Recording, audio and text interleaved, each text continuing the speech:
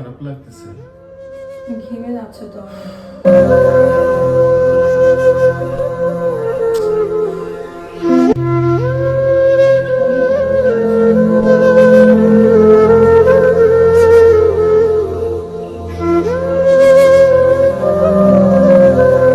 ঠিক লাগছে? একটু ভালো লাগছে? তুমি ফ্রেশ হয়ে নাও, আমি তোমার খাবার দিচ্ছি টেবিলে।